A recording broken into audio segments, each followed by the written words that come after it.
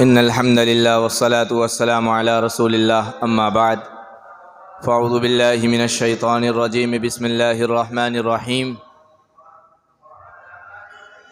یا ایہا الذین آمنوا کتب علیکم الصیام کما کتب علی الذین من قبلکم لعلکم تتقون صدق اللہ العظیم عن ابی ہریرہ رضی اللہ تعالی عنہ انہ قال قال رسول اللہ صلی اللہ علیہ وسلم من صام وقام رمضان ایمانا واحتسابا غفر له ما تقدم من ذنبه متفق علیہ او کما قال علیہ الصلاۃ والسلام۔ محترم سامعین اور میرے عزیز دوستو، آپ سبھی حضرات بخوبی جانتے ہیں کہ ٹھیک 10 سے 11 دنوں کے بعد رمضان المبارک کا مقدس اور بابرکت مہینہ آنے والا ہے، اور اس مہینے کی اہمیت کیا ہے، فضیلت کیا ہے، ہم ہمیشہ سنتے ہوئے آتے ہیں۔ شیخ زکریا کاندلی رحمۃ اللہ علیہ نے باضابطہ فضائل اعمال کے اندر فضائل رمضان کے نام سے ایک چیپٹر، ایک پوری کتاب لکھی ہے جس کے اندر رمضان کے بے شمار فضائل جو ہے بیان کیے گئے ہیں۔ رمضان کے اندر ایک تو روزوں کا اہتمام کرنا اور ایک رمضان کی راتوں میں تراویح کا اہتمام کرنا۔ حضرت ابو ہریرہ رضی اللہ تعالی عنہ سے مروی ہے کہ آپ علیہ الصلوۃ والسلام فرماتے ہیں من قام وصام رمضان ایمانا واحتسابا غفر له ما تقدم من ذنبه، کہ جو رمضان کے دنوں میں روزہ رکھے اور رمضان کی راتوں میں تراویح پڑھے تو اللہ رب العزت اس کے اگلے پچھلے گناہوں کو معاف کر دیتے ہیں۔ تو یہ رمضان کی بڑی بے شمار فضیلت آئی ہے، اور فضیلت آپ سنتے ہوئے آ رہے ہیں۔ اسی لیے بطور خاص ہم سب لوگوں کو اس بات کا التزام کرنا چاہیے، اس کا اہتمام کرنا چاہیے کہ ٹھیک 10 دنوں کے بعد جو رمضان کا مقدس مہینہ آنے والا ہے، ہم مکمل کوشش کریں گے کہ ہم رمضان کے دنوں میں روزوں کا اہتمام کریں گے اور رمضان کی راتوں میں تراویح پڑھیں گے۔ مکمل اس چیز کا اہتمام ہونا چاہیے، اور یہ ضروری ہے ہمارے لیے کہ جس مہینے کی اندر کہ اتنی فضیلت ہے کہ جس مہینے میں اگر آپ 1 رکعت نفل پڑھیں گے تو اس کو فرض کا درجہ دے دیا گیا، جس مہینے کے اندر 1 رکعت فرض پڑھیں گے تو اس کو 70 فرض کا درجہ دے دیا گیا، کہ جس مہینے کے شروع کے 10 دن رحمت، بیچ کے 10 دن مغفرت، اور اخیر کے 10 دن کیا ہے؟ جہنم سے خلاصی۔ اس لیے بطور خاص اللہم ارحم یا ارحم الراحمین، اللہم اغفر لی، اور اللہم انک عفو کریم تحب العفو فاعف عنا یا کریم۔ تو ہم علماء سے سنتے ہوئے آتے ہیں، علماء سے بھی مزید باتیں سنی جائیں گی، ممبر سے بھی بطور خاص رمضان کی فضیلتیں بیان کی جاتی ہیں۔ ہم سب کو اس بات کا خصوصی اہتمام کرنا چاہیے کہ رمضان کا جو مبارک اور مقدس مہینہ جو آیا ہے، یہ ہمیں متقی بنانے کے لیے آیا ہے، لعلکم تتقون، تاکہ تم اللہ سے ڈرو۔ یہ ایک اللہ کی طرف سے ہمارے لیے بے انتہا ایک بہت بڑا تحفہ ہے، سمجھ لیجئے بہت بڑا جیک پاٹ ہے، کہ اگر ہم اس پر یقین کے ساتھ پورا 1 مہینہ اللہ رب العزت کی بندگی کر لیں، رمضان میں روزوں کا اہتمام کر لیں، قرآن کریم کے حقوق کو صحیح معنوں میں ادا کر لیں، تراویح میں بطور خاص مکمل طور سے تراویح کا اہتمام کرنا شروع کر دیں، تو یقین جانیے آپ اس کی روحانیت کو پورے 11 مہینے تک محسوس کرتے رہیں گے۔ ہونا یہ چاہیے کہ 5 وقتہ نماز تکبیر اولیٰ کے ساتھ، اشراق کا اہتمام، تہجد کا اہتمام، چاشت کا اہتمام، اوابین کا اہتمام، 20 رکعت تراویح کا اہتمام، مکمل طور سے ہمارے ذہن و دماغ میں یہ بات ہونی چاہیے۔ تو رمضان کی فضیلت کے حوالے سے بے شمار باتیں آپ کے سامنے ہوتی رہتی ہے۔ ابھی اس سے پہلے ہمارے عزیز دوست مفتی شکیل صاحب نے بھی آپ حضرات کے سامنے قرآن کریم کے حوالے سے اور رمضان کے حوالے سے کچھ باتیں عرض کی ہیں۔ مجھے آپ کے سامنے بطور خاص 2 اہم باتیں ذکر کرنی ہیں۔ میں کوشش کروں گا اور آپ حضرات سے گزارش بھی کروں گا کہ آپ حضرات عمل کی نیت سے، سننے اور سمجھنے کی نیت سے مکمل طور سے میری باتوں کو بغور سنیں اور میں یہ دعا میرے لیے بھی کرے کہ اللہ رب العزت مجھے آپ حضرات کے سامنے خلوص و للہیت کے ساتھ صحیح بات سمجھانے کی، سمجھنے کی اور سنانے کی توفیق نصیب فرمائے، اور زیادہ سے زیادہ ان باتوں پر عمل کرنے کی توفیق نصیب فرمائے۔ ایک بات ذہن میں رکھنا چاہیے کہ آج عالمی اعتبار سے یا ملکی اعتبار سے مسلمانوں کے جو حالات ہیں اور کس طریقے سے مسلمان عالم میں یا ہندوستان میں پسپا ہوتے چلے جا رہے ہیں۔ آج مسلمانوں کے ہاتھ سے حکومتیں چھین گئی، قیادتیں چھین گئی، اور مسلمان کہیں نہ کہیں بلکہ زیادہ تر پستی کا شکار ہو رہے ہیں۔ ایسے موقع پر ہماری اور آپ کی یہ ذمہ داری ہونی چاہیے تھی کہ ہم یکجہتی کے ساتھ ایک امت ہو بن کر جمع ہوتے، امت کے اندر اختلاف اور انتشار پیدا نہ ہونے دیتے، اور مکمل طور سے اپنے آپ کو نبی کریم صلی اللہ علیہ وسلم اور صحابہ کرام رضوان اللہ علیہم اجمعین کے نقش قدم پر چلنے کی کوشش کرتے کہ آپ علیہ الصلوۃ والسلام کی سنتوں کا اہتمام ہوتا، صحابہ کرام رضوان اللہ تعالی علیہم اجمعین کے راستوں کا اور آپ کے نقش قدم پر چلنے کا مکمل طور سے اہتمام ہونا چاہیے۔ ہونا تو یہی چاہیے تھا کہ امت میں کہیں بھی فرقہ پرستی نہ ہو، امت میں کہیں بھی فرقہ بازی نہ ہو، امت ایک جٹ ہو کر ما انا علیہ و اصحابی پر اس نقطے پر جمع ہو جائے۔ ما انا علیہ و اصحابی کیا ہے؟ ما انا علیہ و اصحابی آپ علیہ الصلوۃ والسلام کی ایک بہترین حدیث ہے۔ حضرت انس بن مالک رضی اللہ تعالیٰ عنہ روایت کرتے ہیں کہ آپ علیہ الصلوۃ والسلام فرماتے ہیں ستفترق امتی، کہ میری امت 73 فرقوں میں تقسیم ہو جائے گی۔ کتنے فرقوں میں؟ 73، 73 فرقوں میں بڑھ جائے گی۔ کلہم فی النار الا ملۃ واحدہ، تمام فرقہ کیا ہوگا؟ ناری اور جہنمی ہوگا، صرف ایک فرقہ نجات پانے والا ہوگا۔ وہ فرقہ کون سا ہوگا؟ وہ فرقہ ہوگا، آپ علیہ الصلوۃ والسلام نے فرمایا ما انا علیہ و اصحابی، وہ فرقہ جو میرے اور میرے صحابہ کرام رضوان اللہ علیہم اجمعین کے نقش قدم پر چلنے والا ہو، جسے ہم موجودہ زمانے میں اہل السنتی والجماعت کے نام سے جانتے ہیں۔ اہل سنت کا مطلب نبی کریم صلی اللہ علیہ وسلم کے راستے پر چلنے والا، اور والجماعت کا مطلب آپ علیہ الصلوۃ والسلام کے صحابہ کرام کے طریقے کو فالو کرنے والا۔ اب تمام فرقے کہاں جائیں گے؟ جہنم میں۔ اب دیکھیے اس بات کو سمجھنے کی کوشش کریے گا کہ ہمارے استاد محترم حضرت اقدس مفتی امین پالن پوری صاحب دامت برکاتہم العالیہ نے یہ حدیث پڑھاتے وقت ایک بہت بہترین تشریح کی تھی۔ آپ نے فرمایا تھا کہ دیکھو، امت مسلمان جو لا الہ الا اللہ محمد الرسول اللہ پڑھنے والا ہو اور اس پر یقین کرنے والا ہو، اس کی موت اسی کلمے پر آئی ہو، تو جان لو کہ وہ جنت میں جائے گا انشاءاللہ، وہ جنت میں جائے گا۔ ہاں، لیکن جنت میں جانے کے دو طریقے ہیں۔ ایک طریقہ تو یہ ہے کہ آپ ڈائریکٹ جنت میں چلے جائیں، اور ایک طریقہ کیا ہے؟ وایا جہنم ہو کر جنت میں جانا، یعنی اپنے اعمال اور اپنے عقیدے میں جو گڑبڑی ہے، عقیدے میں اگر گڑبڑی ایسی گڑبڑی ہے جو آپ کو کفر تک پہنچا دیتی ہے، تو لا الہ الا اللہ پر آپ کا ایمان ہی نہیں رہا، شرک پر آپ کا ایمان ہی، شرک پر اگر آپ یقین رکھتے ہیں تو پھر لا الہ الا اللہ، توحید وغیرہ سب کی سب چیزیں کیا ہو گئی؟ ختم ہو گئی۔ تو عقیدے کی گڑبڑی کی وجہ سے اور اعمال کی گڑبڑی کی وجہ سے پہلے انسان جہنم میں جائے گا، وہاں سزا بھگت کر جب لا الہ الا اللہ پر اس کی موت ہوئی ہوگی، توحید کا، رسالت کا، آخرت کا اقرار کرتا ہوگا، تو پھر وہاں سے وہ جنت میں جائے گا۔ لیکن وہ شخص کہ جس کا عقیدہ بالکل درست، جس کے اعمال بالکل درست، تو وہ کہاں جائے گا؟ ڈائریکٹ جنت میں جائے گا۔ کہاں جائے گا؟ تو آپ علیہ الصلوۃ والسلام جو فرماتے ہیں اس حدیث میں کلہم فی النار الا ملۃ واحدہ، تو اس کا مطلب یہ ہے کہ 73 فرقوں میں سے وہ فرقہ جس کی موت لا الہ الا اللہ پر واقع ہوئی ہو، تو وہ تمام کے تمام فرقے جہنم میں جائیں گے، یعنی وایا جہنم ہو کر جنت میں جائیں گے۔ لیکن ایک فرقہ ایسا ہوگا جو ڈائریکٹ جنت میں جائے گا، وہ فرقہ وہ ہوگا جو ما انا علیہ و اصحابی کے نقش قدم پر چلتا ہو، یعنی اہل سنتی والجماعت والا راستہ۔ اب آپ لوگوں میں سے خود بتائیے کہ آپ لوگوں میں سے کون لوگ ہیں جو ڈائریکٹ جنت میں جانا چاہتے ہیں اور کون لوگ ہیں جو وایا جہنم ہو کر جنت میں جانا چاہتے ہیں؟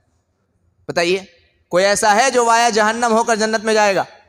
چاہتا ہے کوئی کہ بھائی میں پہلے اپنے عقیدے اور اعمال سب چاہتے ہیں، اور ہونا بھی چاہیے، کیونکہ اللہ رب العزت ہم سے مطالبہ کرتا ہے کہ ہم اللہ سے جنت مانگیں.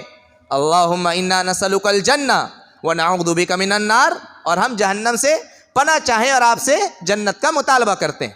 تو ہونا تو یہی چاہیے. سب انشاءاللہ چاہتے ہیں نا کہ ڈائریکٹ جنت میں جائیں، سبھی چاہتے ہیں. تو ایسے موقع پر کیا کرنا ہوگا؟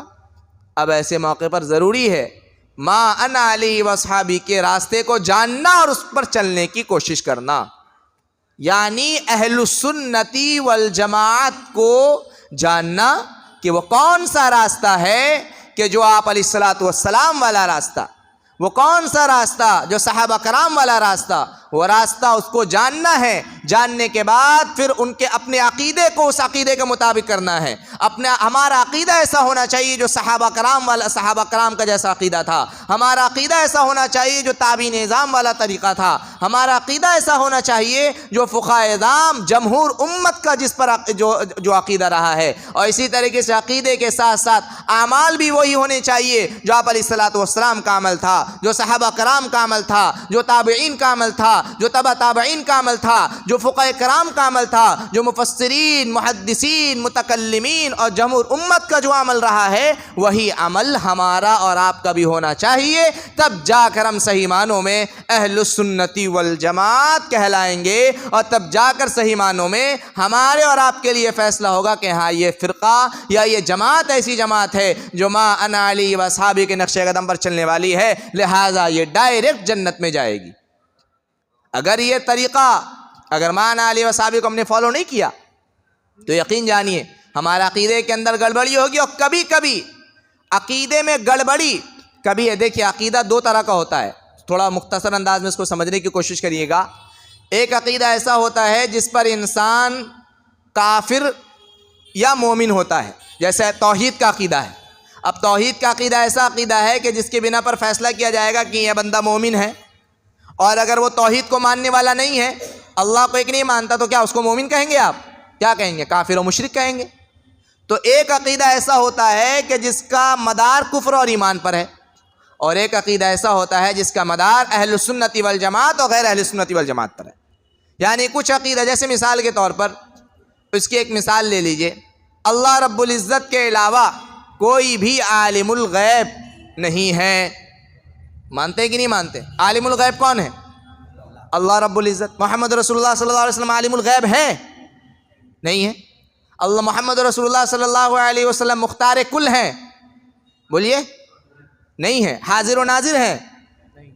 اللہ رب العزت مختار کل ہے، اللہ رب العزت حاضر و ناظر ہے. یہ ہے جو عقیدہ جو اہل السنت والجماعت والا عقیدہ ہے. اور اہل السنت والجماعت کے علاوہ عقیدہ کیا ہے؟ جو اللہ رب العزت کو، اللہ کے نبی کریم صلی اللہ علیہ وسلم کا عالم الغیب مانتے ہیں، یا اللہ کے نبی کریم صلی اللہ علیہ وسلم کو کسی بھی طریقے سے حاضر ناظر اور مختار کل وغیرہ مانتے ہیں. اسی طریقے سے صحابہ کرام رضوان اللہ علیہ مجمعین کے اقوال ہمارے لیے اوتھینٹک ہیں کہ نہیں ہیں؟ جس طریقے سے آپ علیہ الصلوۃ والسلام کی سنت کو فالو کرنا ہمیں حکم دیا گیا، صحابہ کرام کی بھی سنت پر چلنا ہے کہ نہیں چلنا ہے؟ بتائیے، چلنا ہے کہ نہیں چلنا؟ صحابہ کرام کی سنت پر چلنا یہ ضروری ہے. جو صحابہ کرام کی سنت پر چلے گا تبھی تو اہل السنتی والجماعت کہلائے گا. اگر صحابہ کرام کی سنت کو، آپ کی بات کو آپ نہیں مانتے تو آپ اہل السنت والجماعت ہو جائیں گے؟ نہیں ہوں گے. آپ علیہ الصلوۃ والسلام کے ساتھ ساتھ آپ علیہ الصلوۃ والسلام کے صحابہ کرام کی بات کو ماننا اور آپ کے اقوال کو تسلیم کرنا. اس لیے اللہ کے نبی کریم صلی اللہ علیہ وسلم کی بہت مشہور روایت ہے، حضرت ارباز بن ساریہ رضی اللہ تعالیٰ عنہ سے مروی ہے. آپ علیہ الصلوۃ والسلام فرماتے ہیں فَسَيَرَى بَعْدِي مِنْكُمْ اخْتِلَافًا كَثِيرًا، کہ تم میرے بعد بے شمار اختلافات کو دیکھو گے. ایسے موقع پر کیا کرنا؟ علیکم بسنتی. آپ علیہ الصلوۃ والسلام نے کیا فرمایا؟ علیکم بسنتی وسنت الخلفاء الراشدین المہدیین، کہ تم پر لازم ہے کہ میری سنت کو اور میرے صحابہ اکرام، میرے خلفاء راشدین کی سنت کو لازم پکڑنا. تو اب بتائیے آپ علیہ الصلوۃ والسلام نے کیا کہا؟ میری سنت، یعنی آپ علیہ الصلوۃ والسلام کی سنت. اور کس کی سنت؟ بولیے. خلفائے راشدین کی، صحابہ کرام کی، ابو بکر صدیق، عمر بن خطاب، عثمان غنی، علی المرتضی رضوان اللہ علیہ مجمعین کی سنت کو چلنا، سنت پر چلنا اور اس کو ماننا، یہ ہمارے اور آپ کے لیے کیا ہے؟ ضروری ہے۔ تو بہرحال حالات جس طریقے سے چل رہے ہیں، ایسے موقع پر ظاہر سی بات ہے ہمارے لوگ بلکہ علماء دانشور اتحاد کہتے ہیں کہ ہاں بھائی امت میں اتحاد ہونا چاہیے کہ نہیں ہونا چاہیے، کہ امت میں اختلاف نہ ہو، امت ایک جٹ ہو کر رہے، امت میں انتشار پیدا نہ ہو، اور اتحاد ہوگا تو کس نقطے پر ہوگا؟ اتحاد ہوگا تو کس نقطے پر ہوگا بتائیے؟ یونٹی اگر آپ قائم کریں گے، ظاہر سی بات ہے جس طریقے سے آپ سبھی حضرات انڈین ہے کہ نہیں انڈین ہے؟ نیشنلٹی آپ سب کی کیا ہے؟ انڈین ہے۔ تو انڈین کے آپ کا اب اتحاد یہاں یونٹی جو قائم ہوئی ایک دوسرے میں کس طریقے سے ہوئی؟ انڈین ہونے کی وجہ سے ہوئی کہ یہ بھی انڈین وہ بھی انڈین، ہم سب کیا ہو گئے؟ انڈین، تو ہم سب متحد ہو گئے، ہم سب کو کیا کہا جاتا ہے؟ ہندوستانی کہا جاتا ہے۔ تو اسی طریقے سے اگر امت میں اتحاد ہوگا، صحیح معنوں میں اتحاد ہوگا، ما انا علیہ و اصحابی پر، کس چیز پر؟ بولیے، ما انا علیہ و اصحابی پر۔ ما انا علیہ و اصحابی کا مطلب کیا ہے؟ اللہ کے نبی کریم صلی اللہ علیہ وسلم اور صحابہ کرام رضوان اللہ علیہ مجمعین کا مقدس طریقہ اور راستہ، اسی راستے پر، اسی طریقے پر اتحاد ہو سکتا ہے۔ اب اگر کوئی معنی علی و صحابی کے علاوہ کوئی اور طریقے سے اتحاد کرنا چاہے، کوئی شیعہ مسلمانوں میں اتحاد کرنا چاہے تو وہ اتحاد معتبر نہیں ہے، اتحاد کا کوئی اعتبار نہیں ہے، اس کو مکمل طور سے ریجیکٹ کیا جائے گا۔ یہی وجہ ہے کہ شیعہ لوگ جو صحابہ کرام کو گالی دیتے ہیں، نعوذ باللہ من ذالک، کیا کرتے ہیں؟ وہ صحابہ کرام کو مرتد کہتے ہیں، صحابہ کرام کی نعوذ باللہ تکفیر کرتے ہیں۔ ان سے ہم کیسے اتحاد کر لیں گے؟ ان سے ہم کیسے یونٹی قائم کر لیں گے؟ اسی لیے اتحاد ہوگا تو ما انا علی و صحابی پر ہوگا، اس کے علاوہ اور کوئی نقطہ نہیں ہے کہ اس پر اتحاد کیا جائے۔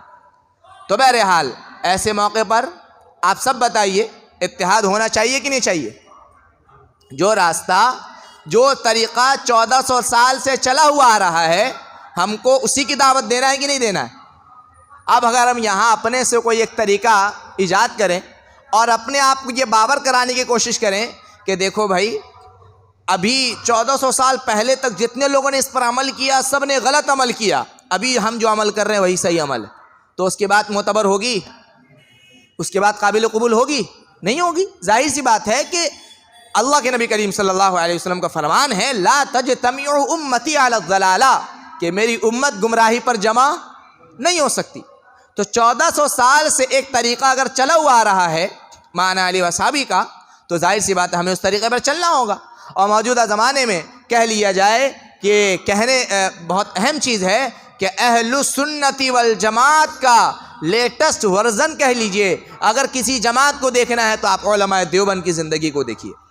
علماء دیوبند کا ہر فرد، ہر عالم دین اہل سنتی والجماعت کو کی طرف دعوت دینے والا اور اہل سنتی والجماعت کو بتلانے والا ہے۔ تو بطور خاص اس بات کا خاص لحاظ ہونا چاہیے کہ ہم اتحاد چاہیں گے کہ نہیں چاہیں گے؟ ایک بات یاد رکھیے، ہم اتحاد چاہتے ہیں، الحمدللہ ہم چاہتے ہیں کہ ہاں اتحاد کس بات پر چاہتے ہیں؟ کیا آپ علیہ الصلوۃ والسلام کی بات مانو، صحابہ کرام رضوان اللہ علیہ مجمعین کی جماعت ان کے طریقوں کو فالو کرو، ہم آپ کی بات ماننے کو تیار ہیں، اتحاد قائم کر لیں گے۔ اب لہذا ایسے موقع پر اگر کوئی فتنہ پیدا کرنے کی کوشش کرے، اگر کوئی انتشار پھیلانے کی کوشش کرے، اگر کوئی تفرقہ ڈالنے کی کوشش کرے تو اس کے ساتھ کیا رویہ اپنایا جائے گا؟ بتائیے، آپ خود بتائیے اس کے ساتھ کیا رویہ اپنایا جائے گا؟ قرآن و سنت سے اس کو جواب دیا جائے گا کہ نہیں دیا جائے گا کہ بھائی تم جس طریقے کو فالو کر رہے ہو یہ طریقہ کیا ہے؟ غلط ہے، صحابہ کرام سے اور آپ علیہ الصلوۃ والسلام سے یہ طریقہ ثابت نہیں ہے، اور اس طریقے کو جو تم چل رہے ہو یہ طریقہ صحیح طریقہ نہیں ہے۔ یہی کریں گے نا کہ یہی کریں گے نا؟ اگر ایسے موقع پر مثال کے طور پر آپ میں سے کوئی فرد، اب ہم رمضان میں روزہ رکھتے ہیں، اب کوئی کہنے لگے کہ بھائی دیکھو رمضان میں ایک مثال لے لیجئے، جس پر مجھے تفصیل سے گفتگو کرنی ہے، تراویح کی مثال لے لیجئے۔ ہم سب جانتے ہیں کہ تراویح کتنی رکعت پڑھنی ہے؟ بتائیے کتنی رکعت پڑھیں گے؟ 20 رکعت پڑھیں گے نہیں پڑھیں گے؟ اب آپ میں سے کوئی کہے کہ تراویح 8 رکعت، کوئی کیا کہے تراویح کتنی رکعت؟ حالانکہ 1400 سال تک، بلکہ 150 سال سے اس سے پہلے آپ 1300 سال پیچھے چلے جائیں، کوئی بھی ایک عمل، کوئی بھی ایک طریقہ جو 8 رکعت تراویح کا ثابت ہو ہی نہیں سکتا۔ میں ابھی انشاءاللہ اس پر مزید بات کروں گا کہ ایک بھی عمل ثابت نہیں ہے 8 رکعت تراویح کے متعلق۔ 20 رکعت تراویح ہی سنت موقدہ ہے۔ جو 8 رکعت تراویح پڑھتے ہیں وہ سنت کی اتباع نہیں کرتے، وہ قام رمضان کے اندر آتے ہی نہیں ہیں۔ قیام اللیل، تہجد کی نماز تو ہو جاتی ہوگی لیکن تراویح کی نماز نہیں ہوتی۔ تو اب بتائیے، آپ میں سے کوئی فرد اگر یہ کہنے لگ جائے کہ ہاں بھائی 8 رکعت تراویح پڑھیں گے 20 رکعت، حالانکہ 20 رکعت آپ علیہ الصلوۃ والسلام کے بعد سے صحابہ کا حضرت عمر بن خطاب رضی اللہ تعالیٰ عنہ کے دور سے آج تک چلی آ رہی ہے۔ 20 رکعت چلی آ رہی کہ نہیں چلی آ رہی؟ ابھی اور دلائل انشاءاللہ اس پر مزید دیں گے۔ اور ابھی آج سے 100 سال پہلے تک کا جو عرصہ گزرا ہے، اس 100 سال پہلے میں کوئی کہنے لگ جائے 8 رکعت تراویح، تو اس پر کیا کہیں گے؟ اب بتائیے، یہ 8 رکعت تراویح پڑھنے والے اور بتلانے والے امت میں اختلاف کر رہے ہیں کہ نہیں کر رہے ہیں؟ ایک ایسا عمل تھا جو 1400 سال بلکہ 1300 سال تک چلا آ رہا تھا، ایسے موقع پر کیا ہونا چاہیے تھا؟ 20 رکعت تراویح کو مان لیتے، ہونا تو یہ چاہیے تھا نا۔ امت میں اتحاد باقی رہتا، امت ایک جٹ ہو کر رہتی، امت کیا ہوتی؟ ایک جٹ ہو کر رہتی۔ ایک نے شوشہ چھوڑ دیا کہ تراویح کتنی رکعت ہوگی، بولیے کتنی رکعت ہوگی؟ 20 رکعت تو ہم لوگ پڑھیں گے، لیکن شوشہ کسی نے چھوڑ دیا کہ تراویح کتنی رکعت ہو؟ 8 رکعت۔ اب ایسے موقع پر کیا کیا جائے گا اس کے ساتھ؟ اب ہم کیا سوچیں گے کہ اس کی نیت اچھی ہے؟ اس کی نیت کیا ہے؟ فتنہ پھیلا رہا ہے، یہ انتشار پھیلا رہا ہے۔ آپ وہ طریقہ جس پر امت 1300 سال سے چلی آ رہی ہے، 1300-1400 سال تک اس پر عمل رہا۔ کتنے سال تک عمل رہا؟ 1400 سال تک۔ اب یہ آ کر اپنی ایک نئی تحقیق پیش کر رہا ہے کہ تراویح کتنی رکعت ہے؟ 8 رکعت۔ تو یہ کیا کر رہا ہے؟ فتنہ ہی نہیں پھیلا رہا ہے۔ ایک امت میں اتحاد ہونا چاہیے کہ نہیں ہونا چاہیے؟ اتحاد ہونا چاہیے۔ اب اس نے آ کر کیا کر دیا؟ اتحاد کو پارا پارا کرنے کی کوشش کی کہ نہیں کی؟ امت کو بٹوارا کرنے کی کوشش کی نہیں کی؟ حالانکہ ایسے حالات میں امت کو بٹوارا کرنا چاہیے۔ امت متحد رہے گی تبھی تو دشمن کا صحیح سے مقابلہ کر سکے گی، تبھی تو عروج ملے گا اس کو، ورنہ زوال پذیر ہوتی رہے گی۔ اب دیکھیں ہمارا کام کیا تھا؟ ہمارا کام تو تھا اسلام کو پھیلانا اور اللہ رب العزت کی توحید کو عام کرنا، رسالت کو عام کرنا، آخرت کے عقیدے کو مکمل طور سے بتانا۔ جو لوگ کفر اور شرک کے دلدل میں ڈوبے ہوئے ہیں، یہودی ہو، نصرانی ہو، ہندو ہو، ان کو دین کی دعوت دینا، یہی تو کام تھا نا بھائی، کہ کسی طریقے سے اعلاء اسلام کا کام ہو جائے، اسلام مکمل طور سے کیا ہو جائے؟ بلند ہو جائے۔ لیکن اب ان لوگوں نے شوشہ چھوڑ کر ہمارے کام کو کیا کر دیا؟ ہمیں ڈائیورٹ کر دیا۔ اب ہمیں یہاں پر اب ضروری ہو جاتا ہے کہ امت میں اختلاف ختم کیا جائے۔ امت میں کیا کیا جائے؟ اختلاف کو ختم کیا جائے۔ اور اختلاف ختم کیسے ہوگا؟ کہ جو 8 رکعت تراویح والے ہیں ان کو مکمل طور سے بتلایا جائے کہ 20 رکعت تراویح ہی سنت ہے اور 1400 سال سے اسی پر عمل رہا ہے۔ 8 رکعت تراویح جو تم پڑھتے ہو، آج سے 200 سال پہلے تک کوئی بھی ایک ایسا عمل ثابت کر کے دکھلا دو کہ کسی بھی صحابی نے، کسی بھی تابعی نے، کسی بھی محدث نے، کسی بھی مفسر نے، کسی بھی فقیہ نے، کسی بھی عالم دین نے، یا کسی بھی مسجد میں 8 رکعت تراویح ہوتی ہو، وہ قیامت تک ثابت نہیں کر سکتے۔ تو اب بتائیے امت میں انتشار کس نے پھیلایا؟ 20 رکعت والوں نے، 8 رکعت والوں نے؟ بولیے کس نے پھیلایا؟ 8 رکعت تراویح۔ حالانکہ یہ انتشار ہوا کہ نہیں ہوا؟ یہ شوشہ ہی نہ چھوڑا ان لوگوں نے۔ تو اب ہمارے جو بڑے بڑے علماء تھے ان کو کیا چاہیے؟ ان کا کام تو یہی تھا نا کہ کلمہ اسلام بلند ہو، لیکن ان لوگوں نے شوشہ چھوڑ کر فتنہ پھیلایا کہ نہیں پھیلایا؟ تو امت کو متحد باقی رکھنا ہے کہ نہیں رکھنا ہے؟ امت میں اتحاد باقی رکھنا ہے۔ اب اتحاد باقی کیسے ہوگا؟ اسی طریقے سے ہوگا کہ جو طریقہ صحابہ کرام کا ہے، جو طریقہ آپ علیہ الصلوۃ والسلام کا ہے، اس طریقے کو بتلا دیا جائے، قرآن و سنت سے اس کے دلائل مکمل طور سے آپ حضرات کے سامنے پیش کر دیا جائے۔ اسی لیے میں کوشش کروں گا۔ دیکھیے اصل وجہ یہ بنی کہ ابھی رمضان کا مہینہ آنے والا ہے نا، 10 دن باقی ہے۔ ابھی ہمارے کچھ انٹلیکچوئلس جو سو کال جن کو کہا جاتا ہے، کچھ پڑھے لکھے لوگ اور کالج یونیورسٹی کے کچھ اسٹوڈنٹس، وہ اٹھیں گے، اٹھنے کے بعد لوگوں کو کہیں گے۔ اور ایک اور بات دیکھیے، 20 رکعت تراویح آپ پڑھیں گے اور 8 رکعت تراویح کوئی بندہ پڑھتا ہے، زیادہ سجدہ کس میں؟ 20 رکعت میں 8 رکعت میں؟ 20 رکعت میں 20 رکعت میں زیادہ سجدہ ہے۔ اب جب 20 رکعت میں زیادہ سجدہ ہے تو ظاہر سی بات ہے انسان کو رمضان میں زیادہ سے زیادہ عبادت کرنی چاہیے کہ نہیں کرنی چاہیے؟ ہے زیادہ سے زیادہ بات کرنی چاہیے۔ اور یہ 8 رکعت والے، اس میں کتنا سجدہ ہوتا ہے؟ 16 ایک رکعت میں 2 سجدہ، اور 8 میں کتنا سجدہ ہوگا؟ 16، اور 20 رکعت میں 40۔ بتائیے کتنا انہوں نے نقصان کیا امت کا نقصان کیا کہ نہیں کیا؟ نیکی جو اللہ رب العزت کے سامنے سجدہ کر رہے ہیں آپ، اور سجدہ کرنے سے امت میں سجدہ میں کمی کر کے امت کا عبادت میں نقصان کیا کہ نہیں کیا؟ اب ایسے لوگ جو لوگوں کو دعوت دیتے ہوں گے کتنا نقصان کرتے ہوں گے۔ ایک تو خلاف سنت اور صحابہ کرام کے راستے سے پھیر دیا۔ صحابہ کرام کا طریقہ کیا تھا؟ 20 رکعت تراویح، اور یہ لوگ کس طریقے کو لے کے چلے گئے؟ بولیے کس طریقے کو لے کے چلے گئے؟ 8 رکعت تراویح کو لے کے چلے گئے۔ ایک تو آپ علیہ الصلوۃ والسلام اور صحابہ کرام کی سنت سے امت کو پھیرا، اور دوسرا عبادت میں کمی کر دی۔ عبادت جو ہم 40 سجدہ کر رہے تھے، ہم نے کتنی سجدہ کر دیا؟ اب 16 کر دیا، یعنی کتنا کا نقصان ہو گیا؟ 40 سے 16 حذف کر دیے، کتنا کا نقصان ہوا؟ 24 سجدے کا ایک دن میں نقصان ہو رہا ہے، آپ سوچئے۔ تو یہ بھی ایک سوچنے والی بات ہے کہ نہیں بات ہے کہ جس رمضان میں اللہ کے نبی کریم صلی اللہ علیہ وسلم کا مزاج تھا کہ اپنا کمر کس لیتے تھے، عبادت اس طریقے سے کرتے تھے، وہ شد المیزرا، کمر کس لیتے تھے، راتوں میں تہجد کا اہتمام، تراویح کا اہتمام، روزوں کا اہتمام، صحابہ کرام قیام اللیل کس طریقے سے پڑھا کرتے تھے، تو کتنا بڑا اہتمام تھا، لیکن ان لوگوں نے کیا کیا؟ مکمل طور سے کوشش کی۔ اب میں آپ کے سامنے، اب چونکہ تراویح کا مسئلہ ہے تو ایسے موقع پر ضروری ہو جاتا ہے کہ امت میں اتحاد باقی رہے اور انتشار اختلاف پیدا نہ ہو۔ تو انتشار اور اختلاف کو ختم کرنے کے لیے آپ حضرات کے سامنے جو امت کا متوارث عمل ہے، جو امت کا متفق علیہ عمل ہے، اس عمل کے متعلق میں چند دلائل آپ کے سامنے بیان کروں گا، اور بیان کرنے کے بعد جو ہمارے غیر مقلدین احباب ہے، اللہ ان کو صحیح سمجھ عطا فرمائے، اللہ ان کو مانا علی و اصحابی کے راستے پر چلنے کی توفیق نصیب فرمائے۔ کوشش یہ کریں گے کہ وہ جس طریقے سے 8 رکعت تراویح پر اپنے دلائل دیتے ہیں اور اس کا جواب آپ حضرات کے سامنے آ جائے، تاکہ امت میں بٹوارا نہ ہو۔ یاد رکھیے 20 رکعت یا 8 رکعت تراویح کوئی اتنا بڑا اہم مسئلہ نہیں تھا ہمارے لیے، ہمارا کام تو اعلاء اسلام تھا، اسلام کو بلند کرنا تھا، لیکن ان لوگوں نے کیا کیا؟ ان لوگوں نے شوشہ چھوڑا نا۔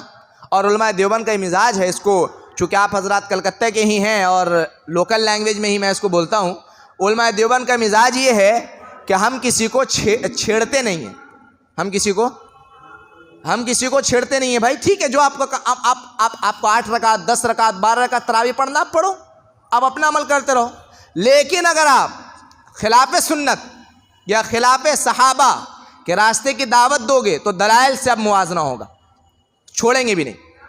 اگر آپ چھیڑو گے، اگر ہم کسی کو چھیڑیں گے نہیں، لیکن اگر کوئی ہمیں چھیڑے تو پھر بولیے چھوڑیں گے بھی نہیں۔ تو اسی لیے آپ حضرات کے سامنے چند دلائل دیکھیے، میں بار بار کہہ رہا ہوں، ابھی ایسے موضوعات نہیں ہیں کہ جس پر یہ بیان کیا جائے، لیکن اختلاف کو ختم کرنے کے لیے یہ مت سمجھیے گا کہ میں آپ حضرات کے سامنے امت میں اتفاق اختلاف ڈال رہا ہوں، نہیں، ہم تو خود چاہتے ہیں، بلکہ علماء دیوبند کا خود یہ مزاج تھا۔ مولانا قاسم نانوتوی رحمۃ اللہ علیہ، مولانا رحمۃ اللہ کیرانوی رحمۃ اللہ علیہ، مولانا رشید احمد گنگوئی رحمۃ اللہ علیہ، حضرت مولانا اشرف علی تھانوی رحمۃ اللہ علیہ، ان تمام کی سیرت کو آپ پڑھ لیجئے۔ خدا کی قسم کھا کر کہتا ہوں کہ 200 سال میں اعلاء اسلام کا جتنا ان کا کام ہے، اتنا پورے بر صغیر یا پورے عالم میں آپ کو ان کا کام نہیں ملے گا۔ مولانا قاسم نانوتوی رحمۃ اللہ علیہ کو وہ کام دیکھیے کہ ہندوازم کے خلاف انہوں نے کتنے مناظرہ کیے، پنڈت دیانند سرسوتی کے خلاف، آریہ سماج کے خلاف، جو ان کے مناظرے آج بھی موجود ہیں، آج بھی وہ تمام موجود ہے۔ حضرت مولانا رحمۃ اللہ کیرانوی رحمۃ اللہ علیہ، ان کی جو کتاب اظہار الحق، جس نے عیسائی پادری کو لاجواب کر دیا، عیسائیوں کو لاجواب کر دیا، اور مکمل طور سے کس طریقے سے جب جنگ آزادی کے وقت اور انگریزوں کے غلامی کے دور میں جس وقت عیسائی کا فتنہ، ہندوازم کا فتنہ جب عروج پر تھا، کس طریقے سے ہمارے علماء دیوبند نے کام کیا۔ ارتداد کے موقع پر حضرت مولانا اشرف علی تھانوی رحمۃ اللہ علیہ کا جو کام ہمارے سامنے آتا ہے، اللہ کی قسم کھا کر کہتا ہوں آپ اس کی مثال پیش نہیں کر سکیں گے۔ اسی طریقے سے ارتداد، الحاد، ایتھسٹ، لبرل، سیکولرزم، ان تمام چیزوں پر جو کام اپنے اکابر کا ہے، اس کی مثال آپ نہیں پیش کر سکتے۔ 200 سال کے اندر. اس لیے کہا جاتا ہے کہ علماء دیوبند موجودہ زمانے میں امت کا انہوں نے تجدیدانہ کا مجددانہ کارنامہ انجام دیا. ہمارا کام تو یہ تھا. لیکن افسوس کی بات ہے ہمارے کچھ نادان احباب، ہمارے کچھ ناسمجھ احباب کہ جن کو بخاری کا بخار چڑھا ہوا رہتا ہے. میں آپ حضرات کے سامنے کہہ رہا ہوں کیا چڑھا ہوا رہتا ہے. جو میں قسم کھا کر کہہ سکتا ہوں کہ بخاری شریف کا پورا نام نہیں بتا سکتے، مسلم شریف کا پورا نام نہیں بتا سکتے، ترمذی شریف کا پورا نام نہیں بتا سکتے، وہ بخاری کی حدیث امت میں اس طریقے سے بیان کرتے پھرتے ہیں. یہ کیا طریقہ ہے؟ آپ توہین کر رہے ہیں اللہ کے نبی کریم صلی اللہ علیہ وسلم کی حدیث کی، آپ توہین کر رہے ہیں اسنادی روایات کی، آپ توہین کر رہے ہیں محدثین کرام کی کہ ایک ایک محدث نے حدیث کو علم حاصل کرنے کے لیے اپنی پوری زندگی لگائی ہے. میں آپ کو یہ بات بتا دوں کہ میرا اسپیشلائزیشن ہی حدیث میں ہے. حدیث کے معاملے میں بخاری ہو، مسلم ہو، ترمذی ہو، حدیث کے معاملے میں اتنا چھوٹا علم نہیں ہے کہ ہمارا نوجوان بس کہنے لگ جائے کہ ہاں آمن بالجہر کی یہ حدیث بخاری 224 اس طریقے سے جو کرتے ہیں وہ، اور اسی طریقے سے مسلم شریف حدیث 394 حدیث نمبر گوگل تو کھول لیا ہے اور حدیث دکھانے لگ جاتے ہیں.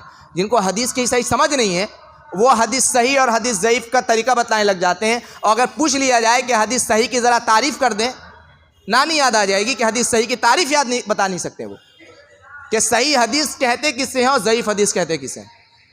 اسی لیے بات یاد رکھیے، یہ لوگ امت میں فتنہ پھیلا رہے ہیں اور ہم حضرات، ہم پر یہ ذمہ داری بنتی ہے کہ ہم ان کے فتنے کو روک لگانے کے لیے کم سے کم اپنے دلائل سے واقف ہوں، اپنے عقائد سے واقف ہوں، اہل سنت والجماعت کے طریقے سے واقف ہوں. اگر ہم اس چیز سے واقف نہیں ہوں گے تو یقین جانیے ما انا علی و اصحابی، پھر وہی بات آ گئی، ڈائریکٹ جنت میں جانا ہے یا وایا جہنم ہو کر جانا ہے. اسی لیے اس بات کو سمجھنے کی ضرورت ہے. بہرحال تراویح کے حوالے سے بے شمار کتابیں لکھی گئی ہے 20 رکعت تراویح کے حوالے سے، اور یہ بات یاد رکھیے گا کہ اس سلسلے میں ہمارے علماء نے ہزاروں صفحات کی کتابیں لکھی ہیں، ہزاروں صفحات. صرف 20 رکعت تراویح کے دلائل کے انبال لگا دیے گئے. میں ابھی آپ حضرات کے سامنے 2 حدیث پیش کرتا ہوں، اور آپ علیہ الصلوۃ والسلام سے وہ مروی ہے.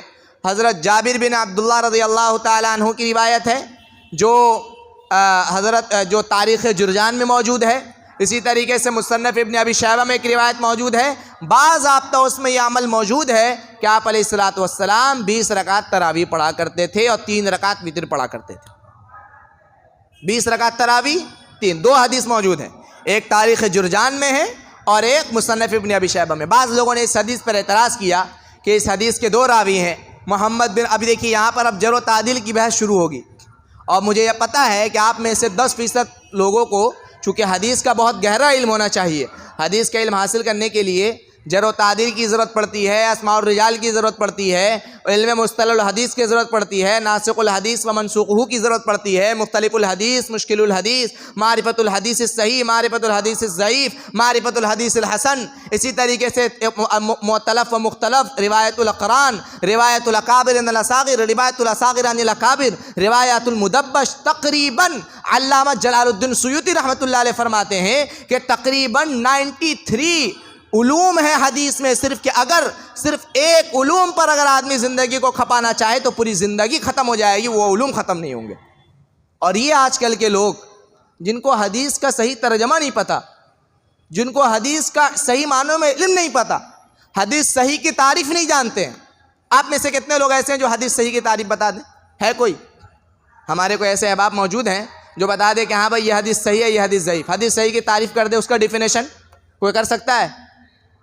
جبل کے لوگوں کو چھوڑ کر کوئی کر سکتا ہے؟ بتائیے صحیح حدیث کی تعریف. حافظ ابن حجر عسقلانی رحمۃ اللہ علیہ، علامہ ابن الصلاح رحمۃ اللہ علیہ مقدمہ ابن الصلاح میں فرماتے ہیں خبر الاحادی بنقل عدل تام الضبط متصل السند غیر معلل ولا شاذ. یہ ہے حدیث صحیح کی تعریف، کہ صحیح حدیث وہ ہے بنقل عدل، جو عادل راویوں سے مروی ہو، تام الضبط، اور ہر راوی ضبط میں پکا ہو، ہر راوی لکھنے میں یاد کرنے میں پکا ہو. آگے فرما رہے متصل سند، چین سلسلہ سند، بیچ میں کوئی سند وہ نہ ہوا ہو، منقطع نہ ہوا ہو، یعنی چین نہ ٹوٹی ہو کہ مجھ سے روایت کیا انہوں نے، ان سے روایت کیا انہوں نے، ان سے روایت کیا انہوں نے. یہ پورا سلسلہ جو ہے آپ علیہ الصلوۃ والسلام تک متصل سند کے اتصال سے پہنچتا ہو، یعنی مکمل طور سے اس میں بیچ میں کوئی خلا نہ ہوا ہو. اور آگے شاذ نہ ہو اور غیر معلل اور معلل نہ ہو. اب دیکھیں معلل اور شاذ کو سمجھانے میں مجھے گھنٹوں لگ جائیں گے، لیکن صحیح معنوں میں ابھی آپ کو چیزیں سمجھ میں نہیں آئے گی. اب بتائیے صحیح حدیث کا ڈیفینیشن سمجھنے میں، قسم خدا کی بتا رہا ہوں، صحیح حدیث کے ڈیفینیشن میں علامہ جلال الدین سیوطی رحمۃ اللہ علیہ نے 200-250 صفحات لکھے ہیں. اس کو سمجھانے میں تقریباً 2-3 مہینے لگ جاتے ہیں، صرف صحیح حدیث کہ حدیث صحیح کسے کہا جائے گا. اور ہمارے کچھ افراد کہ جو بخاری شریف اگر ان کے سامنے دے دیا جائے نا، پڑھ نہیں پائیں گے. وہ میں نے کیا بتایا، بخاری کا نام صحیح سے نہیں پتا ہوگا ان کو، لیکن پھر بھی وہ مکمل طور سے کیا لگ جاتے ہیں، بخاری میں ہے، مسلم میں ہے. بخاری کا پورا نام پتہ ہے کیا ہے؟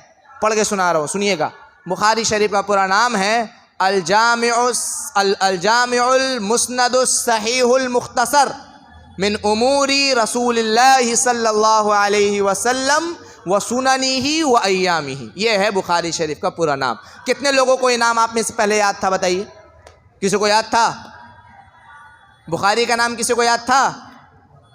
جامع المسند الصحیح المختصر من امور رسول اللہ صلی اللہ علیہ وسلم و سننہ و ایامہ. کسی کو یاد نہیں ہوگا میرے خیال سے.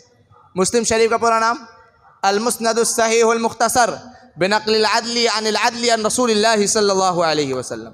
اس لیے میں کہتا ہوں، اگر آپ، ظاہر سی بات ہے، علم کا ذوق ہے، شوق ہے، حدیث پر عمل کرنے کا جذبہ ہے، صحابہ کرام کے طریقے پر چلنے کا جذبہ ہے، ٹھیک ہے، اچھی بات ہے، آپ علم حاصل کریے، اپنا وقت لگائیے.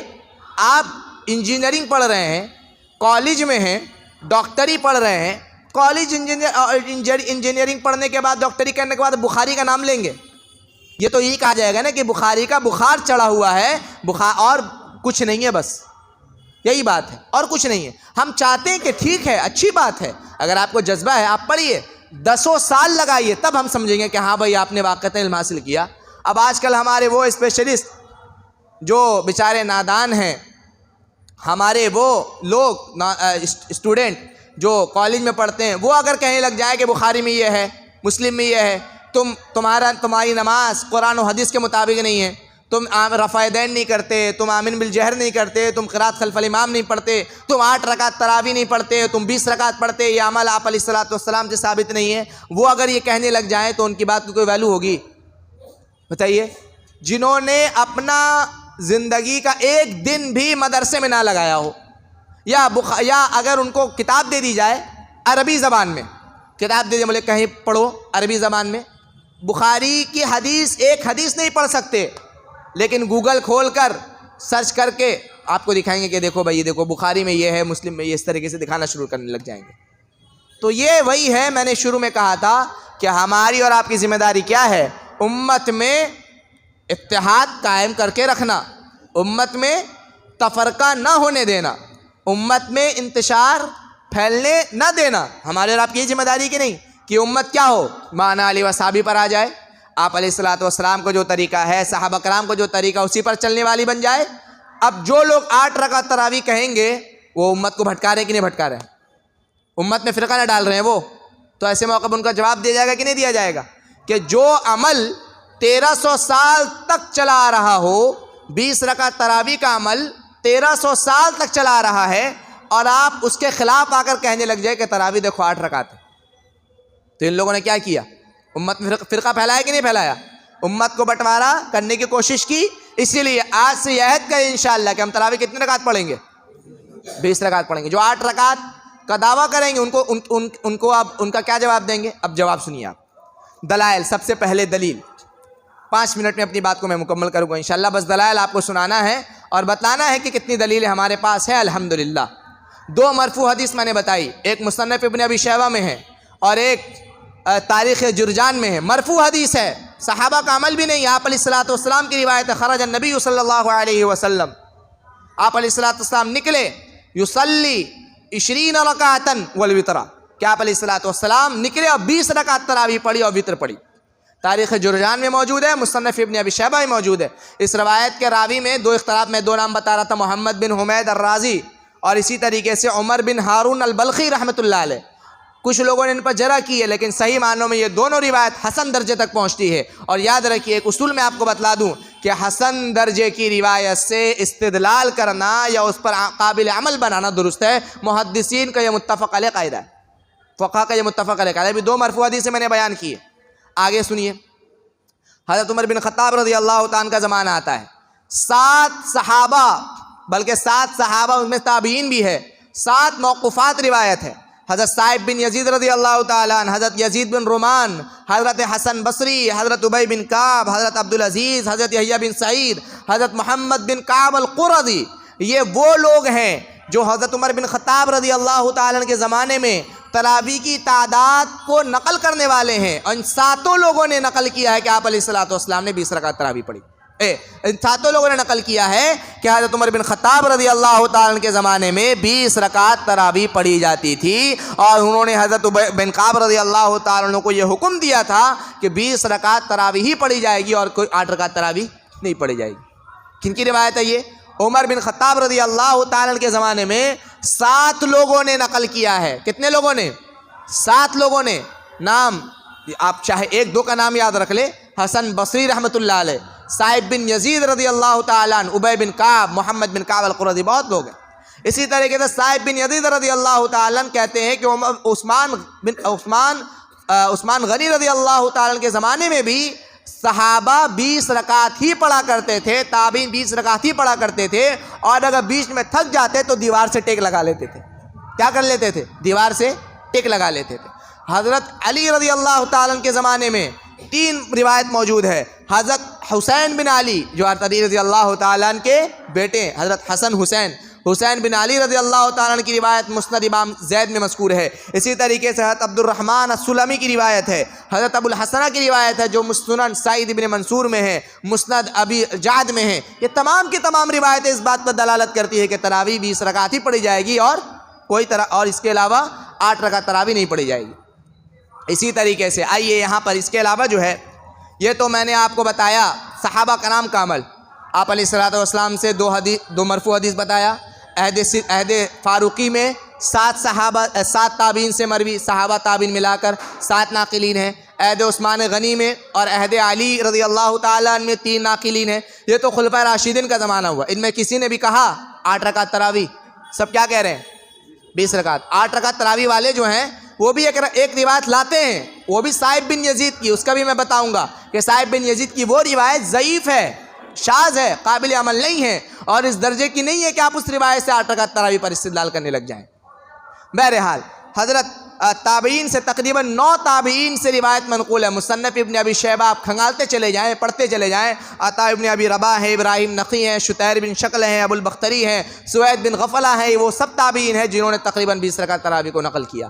اسی طریقے سے جمہور علماء, امام ترمذی نقل کرنے والے ہیں, امام ابن عبد البر مالکی ہیں, امام کاسانی ہیں, امام نووی ہیں, علامہ شامی ہیں. یہ وہ لوگ ہیں جو نقل کیا کہ تراویح 20 رکعت پڑھی جائے گی. اسی طریقے سے آگے آئیے, بلاد اسلامیہ جو مسلم ممالک ہیں, مکہ والے, مدینہ والے اور کوفہ والے, بصرہ والے, سبھی جگہوں میں 20 رکعت تراویح ہی پڑھی گئی. امام شافعی رحمۃ اللہ علیہ فرماتے ہیں احب الیہ, کہ میں مکہ میں تھا, مجھے 20 رکعت تراویح ہی پسند ہے, اور یہی عمل آپ علیہ الصلوۃ والسلام سے ثابت. یہاں تک کہ امام ابو حنیفہ, امام شافعی, امام مالک, امام احمد بن حنبل, ان 4 ائمہ میں سے کسی نے بھی 20 رکعت تراویح کا قول, سبھی نے 20 رکعت تراویح کا قول نقل کیا ہے. کسی نے بھی 8 رکعت تراویح کا قول نقل نہیں کیا, چاہے وہ امام ابو حنیفہ ہو, چاہے امام مالک ہو, چاہے امام شافعی ہو, چاہے امام احمد بن حنبل. امام مالک رحمۃ اللہ علیہ سے 36 تک روایت منقول ہے, لیکن وہ 4 رکعت جو 16 رکعت بڑھ جاتی ہے, وہ ہوتا یہ تھا کہ ترویحہ 4 رکعت کے بعد جو بیٹھتے تھوڑی دیر ہم پڑھتے ہیں سبحان ذی الملک والملکوت, اس وقت لوگ طواف کرتے تھے. کیا کرتے تھے؟ 4 رکعت تراویح کے بعد طواف کرتے تھے. اور مدینہ میں چونکہ طواف کرنے کا وہ عمل تھا نہیں, تو اس کے بجائے لوگ نفل پڑھ لیتے تھے. تو اسی طریقے سے وہ 20 سے کتنی پہنچ جاتی تھی؟ 36 پہنچ جاتی تھی. تو بہرحال تو الگ بات ہے. تو میں کہنے کا مطلب یہ ہے کہ کسی بھی ائمہ سے, چاہے امام ابو حنیفہ ہو, امام شافعی ہو, امام مالک ہو یا امام احمد بن حنبل ہو, کسی بھی ائمہ سے 8 رکعت تراویح کا قول منقول نہیں ہے. چلیے آگے چلیے, حرمین شریف کو دیکھیے. حرمین شریف کے 2, ایک ہیں بڑے قاضی گزرے ہیں حرمین شریف کے, قاضی سالم, شیخ عطیہ سالم. انہوں نے کتاب لکھی التراویح اکثر من الف عام، یعنی تراویح 1000 سال سے زیادہ. تو اس میں انہوں نے نقل کیا ہے کہ مسجد نبوی میں اور تقریباً اسی طریقے سے مسجد نبوی کے بعد حرمین شریفین میں تراویح 20 رکعت ہی پڑھی گئی ہے، 8 رکعت کہیں بھی نہیں پڑھی گئی. تو حرمین شریفین میں بھی تراویح کتنی رکعت پڑھی جاتی تھی بتائیے؟ بعض ضابطہ اس پر کتاب موجود ہے. اسی طریقے سے ایک اور ہے شیخ علی صابونی، بہت بڑے مشہور عالم دین ہیں، ان کا انتقال ہو گیا. انہوں نے بھی ایک کتاب لکھی ہے الہدیۃ النبوی الصحیح فی صلاۃ التراویح. اس میں بھی یہ قول منقول ہے کہ تراویح 20 رکعت ہی پڑھی جائے گی، 8 رکعت تراویح نہیں پڑھی جائے گی. لاک ڈاؤن سے پہلے بھی حرمین میں کتنی تراویح پڑھی جاتی تھی بتائیے؟ کتنی پڑھی جاتی تھی؟ ابھی تو 10 رکعت ہو گئی ہے نا، وہ بھی کسی عذر کی وجہ سے یا کوئی بھی عذر، بہرحال 10 رکعت ہو رہی تو وہ بھی غلط ہے، وہ بھی کیا ہے. لیکن کتنی پڑھی جاتی تھی لاک ڈاؤن سے پہلے بولیے؟ 20 رکعت. اب لے دے کے غیر مقلدین کے پاس ایک ہی دلیل آتی ہے. ایک تو میں نے بتایا سائب بن یزید رضی اللہ تعالیٰ عنہ کی ایک روایت لے کر آتے ہیں، وہ جو موطا امام مالک میں مذکور ہے. اور موطا امام مالک میں وہ جو روایت مذکور ہے حضرت سائب بن یزید رضی اللہ تعالیٰ عنہ کی. اب دیکھیں محدثین کس طریقے سے فرق بیان کرتے ہیں. میں آپ کو ثابت کروں گا کہ یہ موطا امام مالک کی جو یہ روایت ہے سائب بن یزید والی، جس میں 8 رکعت تراویح کا قول منقول ہے، وہ ضعیف ہے اور مضطرب ہے، یعنی خود روایت آپس میں ٹکرا رہی ہے. اس کو ایک چیز سے سمجھیے. حضرت سائب بن یزید رضی اللہ تعالیٰ عنہ سے تراویح کی تعداد نقل کرنے والے کتنے لوگ ہیں پتہ ہے آپ کو؟ 3 شاگرد ہیں ان کے. یزید بن خصیفہ ایک ہیں، اور ایک ہے حارث بن عبد الرحمن، اور ایک ہے محمد بن یوسف. کتنے شاگرد ہیں؟ سائب بن یزید کے کتنے شاگرد ہیں؟ 3. یزید بن خصیفہ، حارث بن عبد الرحمن اور محمد بن یوسف. یزید بن خصیفہ جب روایت کو نقل کر رہے ہیں، ان کی وہ روایت امام بیہقی میں مذکور ہے، وہاں 20 رکعت لکھی ہوئی ہے. حارث بن عبد الرحمن جب سائب بن یزید سے وہ روایت نقل کر رہے ہیں تو ان کی یہ روایت مصنف ابن ابی شیبہ میں ہے، وہاں 23 ہے، 20 رکعت تراویح اور 3 رکعت وتر. اور محمد بن یوسف جب اس روایت کو نقل کر رہے ہیں تو موطا امام مالک میں کتنی ہے بتائیے؟ 11 ہے، 8 رکعت تراویح اور 3 رکعت وتر. تو اب 3 شاگرد ہوئے کہ نہیں ہوئے ان کے؟ 2 شاگرد 20 نقل کیا اور ایک شاگرد نے 11 نقل کیا. اب دیکھیے محمد بن یوسف کے 5 شاگرد ہیں. محمد بن یوسف سے اس روایت کو لینے والے کتنے لوگ ہوئے؟ 5 لوگ. امام مالک، امام یحییٰ بن سعید القطان، امام عبدالعزیز، محمد بن اسحاق اور داؤد بن قیس. کتنے لوگ ہیں؟ 5 لوگ. 5 لوگوں میں سے صرف 3 لوگوں نے 11 روایت نقل کیا. ایک امام مالک نے جو موطا امام مالک کی روایت ہے، اور ایک یحییٰ بن سعید نے جو مصنف ابن ابی شیبہ میں ہے، اور ایک عبدالعزیز نے. اور محمد بن یوسف کے بقیہ 2 شاگرد جو ہے وہ 11 والی روایت کو نہیں لیتے. تو اس سے کیا سمجھا جائے گا؟ اور محدثین کا یہ قاعدہ ہے، یہاں تک کہ اس پر یہ جرح کی گئی ہے. علامہ ابن عبد البر مالکی رحمۃ اللہ علیہ نے امام موطا امام مالک کی جو شرح زرقانی ہے اسی کے ایکسپلینیشن میں جو کئی جلدوں میں وہ شرح لکھی گئی ہے، لکھا ہے کہ یہ روایت مرجوح ہے. یہاں پر راوی کو وہم ہو گیا، کیونکہ اتنے لوگوں سے جب 20 رکعت تراویح منقول ہے تو ان کو کیا ہو گیا؟ وہم ہو گیا. لہٰذا ان کی روایت مرجوح ہوگی. راجی روایت وہی ہوگی جس پر امت کا عمل چلتا ہوا آ رہا ہو. وہ عمل کون سا ہے؟ وہ 20 رکعت تراویح والا ہے. یہ میں نے آپ کے سامنے صرف ابھی ایک دلیل بیان کی ہے، ورنہ 8,000 صفحات پر دلائل ہمارے اتنے پھیلے ہوئے ہیں کہ اگر ان کو بیان کیا جائے تو یقین مانیے ایک دن لگ سکتا ہے، لیکن 20 رکعت تراویح پر دلائل ختم نہیں ہو سکتا، اور 8 رکعت تراویح والوں کے جوابات بھی ختم نہیں ہو سکتے. اتنے زیادہ جو ہے جوابات دیے گئے. میں آخر میں ایک بات آپ کو بتانا چاہوں گا کہ اگر آپ کے سامنے دیکھیے 2 بات سمجھیے، 2 بات بتا کر اپنی بات ختم کروں گا. حدیث ایک بہت گہرا سمندر ہے. حدیث کیا ہے؟ جن لوگوں نے حدیث کے سمندر میں غوطہ لگایا وہ جانتے ہیں. میں نے اس لیے آپ کو پہلے کہہ دیا کہ آپ یہ مت سمجھے کہ میں حدیث سے واقف نہیں ہوں. الحمدللہ حدیث میں میرا اسپیشلائزیشن ہے، جس کو کہتے ہیں آپ لوگ ریسرچ یا PhD کہتے وغیرہ کہتے ہیں. دارالعلوم دیوبند سے ہم نے پڑھا ہے. تو حدیث کا کوئی چھوٹا موٹا عمل نہیں ہے کہ آپ ہمارا کالج یونیورسٹی کا بچہ کیا کہنے لگ جائے کہ یہ حدیث بیان کرنے لگ جائے. ٹھیک ہے، آپ پڑھنا ہے، شوق ہے، آپ حدیث کے اصول سے پہلے واقف ہو جائیں. حدیث کے اصول پڑھنے میں آپ کو 2 سے 3 سال لگ جائیں گے. حدیث کے صرف اصول، جر و تعدل، راوی. آپ کو ایک بات اس سے اندازہ ہونا چاہیے محدثین کا کتنا بڑا کارنامہ ہے کہ آپ علیہ الصلوۃ والسلام کی بات کو، آپ کے اعمال کو محفوظ کرنے کے لیے 5 لاکھ لوگوں کی زندگی کو کھنگالا گیا، تب جا کر آج حدیث ہم تک پہنچی۔ تو کوئی چھوٹی موٹی بات ہے حدیث کو پڑھنا، حدیث کو سمجھنا چھوٹی موٹی بات نہیں ہے۔ اس لیے بات سمجھنا چاہیے ہمیں کہ حدیث بہت گہرا فن ہے۔ آپ جب حدیث کے، وہ تو فقہائے کرام اور ہمارے ائمہ، امام اعظم ابو حنیفہ، امام شافعی، امام مالک، امام احمد بن حنبل، ان حضرات کے قبروں میں کروڑوں رحمتیں نازل ہو۔ اللہ رب العزت کا ہم پر بڑا احسان ہوا کہ ان حضرات نے ہمارے لیے حدیث پر عمل کرنا آسان بنا دیا، ورنہ اگر ہم میں سے ہر شخص اگر حدیث پر بن ذاتی ہی عمل کرنے لگ جاتا، یقین مانو میں کہہ رہا ہوں کہ آپ مکمل طور سے چکرا جاتے۔ نعوذ باللہ ایسا بھی ہو سکتا کہ آپ حدیث کا انکار کر دیتے، اور ایسا ہوا ہے کہ جو لوگ صرف ہر مسئلے پر حدیث تلاش کرنے لگ جاتے ہیں، میرے سامنے ایسے ڈھیروں واقعات ہیں کہ باضابطہ ان لوگوں نے حدیث کا انکار کیا، اہل قرآن بن گئے، قرآن آہستہ آہستہ وہ ملحد ہوتے چلے گئے۔ اس لیے علامہ زاہد القوسی رحمۃ اللہ علیہ کے اس پر رسالہ موجود ہے، آپ نے کتاب لکھی کہ غیر مقلدیت الحاد کا دروازہ ہے۔ غیر مقلدیت کیا ہے؟ الحاد کا دروازہ ہے۔ جہاں آپ نے کسی کی بھی تقلید چھوڑی، وہاں آپ کیا ہو گئے؟ آزاد ہو گئے۔ اب آزاد ہو گئے، لہذا بس اپنی آزادی سے عمل کریں گے۔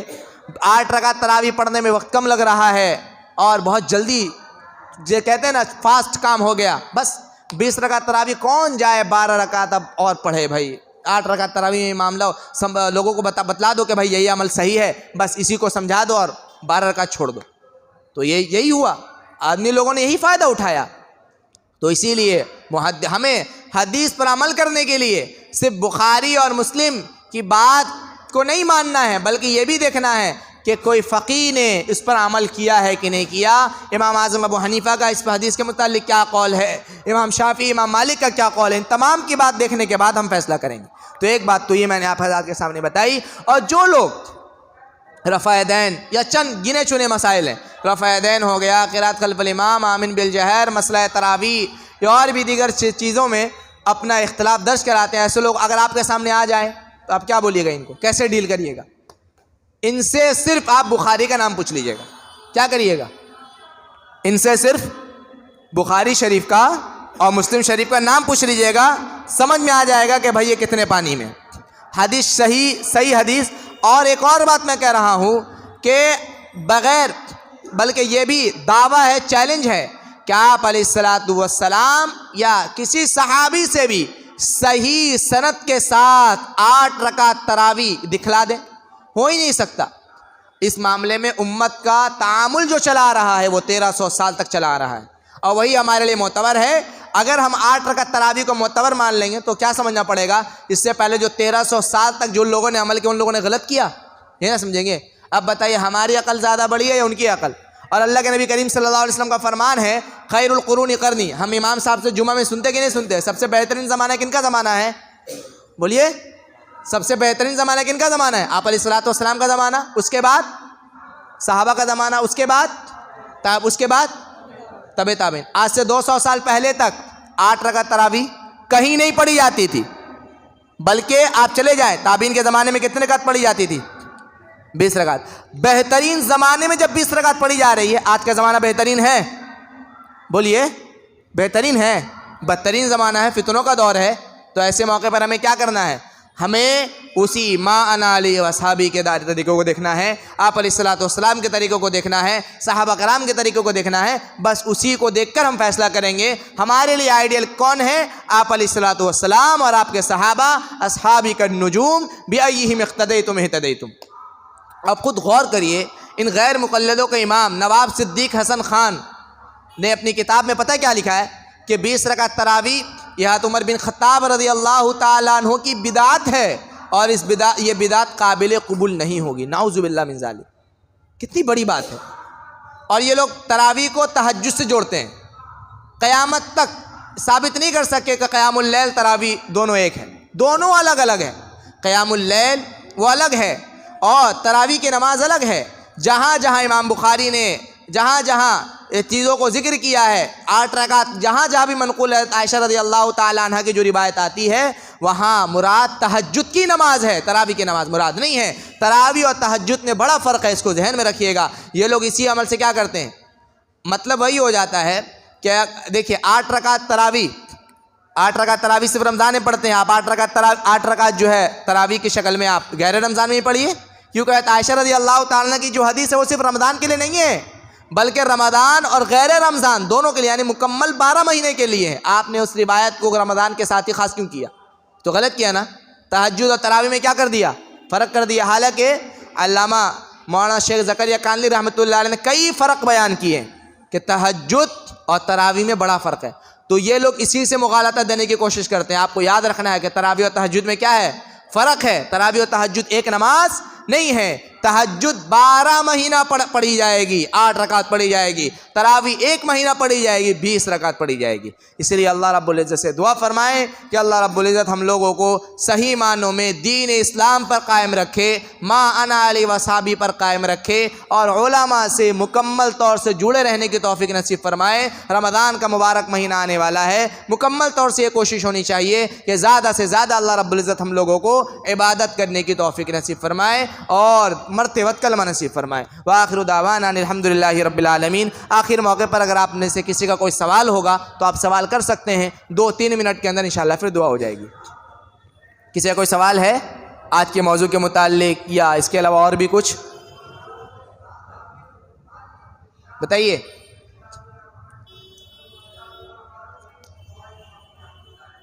کوئی سوال نہیں ہے جی؟ دیکھیے فرض نماز کے بعد جو دعا ہوتی ہے اجتماعی، ہمارے اکثر یہ میں آپ حضرات کے سامنے کہہ دوں کہ فرض نماز کے بعد جو اجتماعی دعا ہوتی ہے یہ مباح عمل ہے، یعنی کوئی ضروری نہیں ہے. اس ہونا یہ چاہیے کہ کبھی کبھی دعا کریں، کبھی کبھی دعا نہ کریں. میں بھی اپنی مسجد میں ایسے ہی کرتا ہوں. اور جہر کے بجائے سری دعا کریں. ہمارے یہاں کیا ہوتا ہے، نماز جیسے ختم ہوتی ہے ربنا آتنا فی الدنیا، امام صاحب زور سے دعا کرتے نہیں، بسم اللہ الرحمن الرحیم، بس خاموشی سے اب دعا کرنے لگ جائیں. کبھی کبھی چھوڑ بھی دینا چاہیے. علامہ شاہ کشمیری رحمۃ اللہ علیہ نے فیض الباری کے اندر اس پر تفصیل سے لکھا ہے اور یہ کہا کہ یہ مباح عمل ہے، کر بھی لینا چاہیے اور کبھی کبھی چھوڑ بھی دینا چاہیے، کوئی لازم اور ضروری نہیں ہے. اب ایسے موقع پر ہمارے کچھ لوگ کیا کرتے ہیں، وہ افراط و تفریط کا شکار ہو جاتے ہیں کہ ایک دم چھوڑ دو. نہیں، یہ بھی نہیں کرنا ہے. دعا پڑھیں، کریں.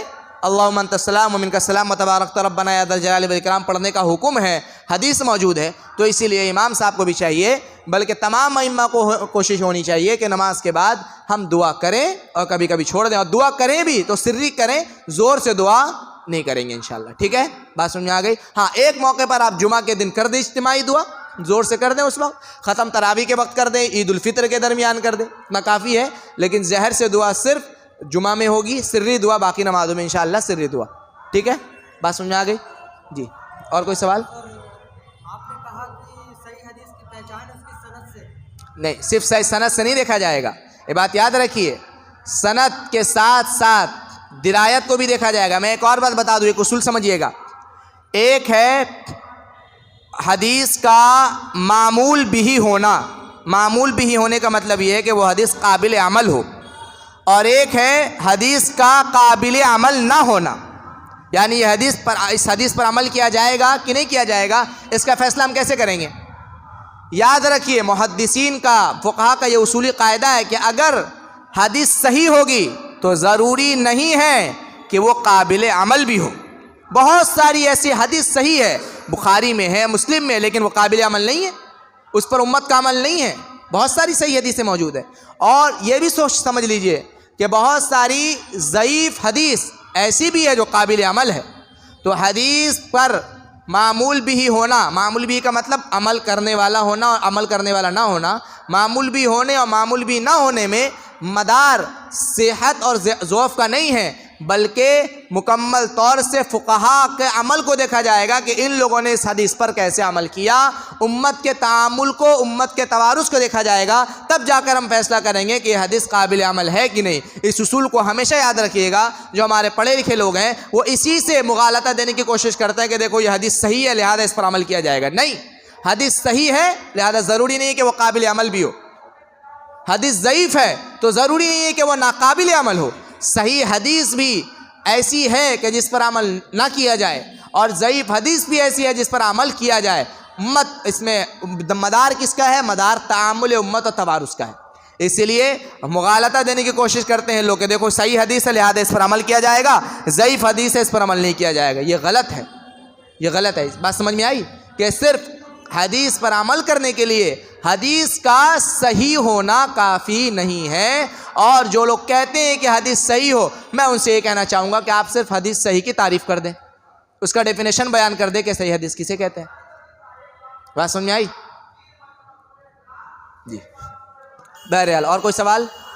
جی جی ہاں. جیسے کہ گھر پہ نہیں پڑھنا چاہیے، اس کا حالات کو چھوڑ دیں، مجبوری کو چھوڑ دیں، اس پر خلاصہ کیجیے تھوڑا سا. فرض نماز گھر پر نہیں پڑھنا چاہیے. دیکھیے ایک بات یاد رکھیے، جماعت کے ساتھ نماز پڑھنا واجب ہے نا، جماعت کے ساتھ نماز پڑھنا واجب ہے. لہذا آپ فرض نماز جو آپ پڑھیں گے گھر میں، کوئی فقہا نے وہ بھی عذر بیان کیا، کوئی ایشو ہونا چاہیے، کوئی ویلڈ ایشو اگر آپ کے پاس ایکسکیوز ہے تو آپ اس ایکسکیوز کی وجہ سے، جیسے کہ بارش بہت ہو رہی ہے، آندھی طوفان آیا ہوا ہے، آپ کو بہت جلدی جانا ہے، آپ کی ٹرین چھوٹ جائے گی یا کوئی بھی بڑا مسئلہ ہے، آپ اپنی نماز پڑھ کے نکل گئے. لیکن اگر مسجد میں مسجد جماعت ہو رہی ہے پھر آپ گھر میں پڑھیں تو یہ غلط کام کریں. گویا کہ آپ 1.5 مسجد میں، وہی امت میں فرقہ جماعت جو ہوتی ہے نا، یہ امت میں اتحاد پیدا کرنے کے لیے ہی ہے.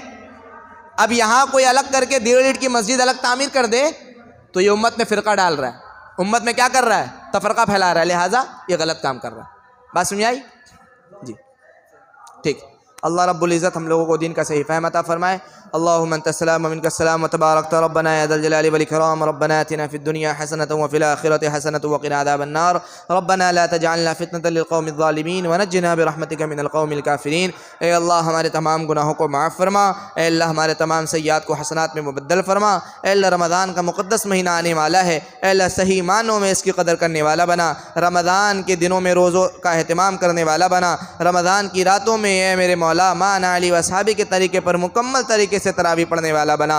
اے میرے مولا صحیح معنوں میں تقویٰ للہیت عطا فرما. اے اللہ ہم سے راضی ہو جا، اے اللہ ہم سے راضی ہو جا. اے اللہ جب تک زندہ رکھ، اسلام پر زندہ رکھ، مرتبت کلمہ نصیب فرما. محمد رسول اللہ صلی اللہ علیہ وسلم نے خیر کے متعلق جو دعائیں مانگی ہیں ان میں ہمارا حصہ عطا فرما. جن شرور و فتن سے پناہ چاہیے ہے ان سے ہم پناہ چاہتے ہیں، ان سے ہماری حفاظت فرما. اللہ اعلم حیث یجعل رسالتہ. ربنا تقبل منا انک انت السمیع العلیم وتب علینا انک انت التواب الرحیم. سبحان ربک رب العزة عما یصفون وسلام علی المرسلین والحمد للہ رب العالمین.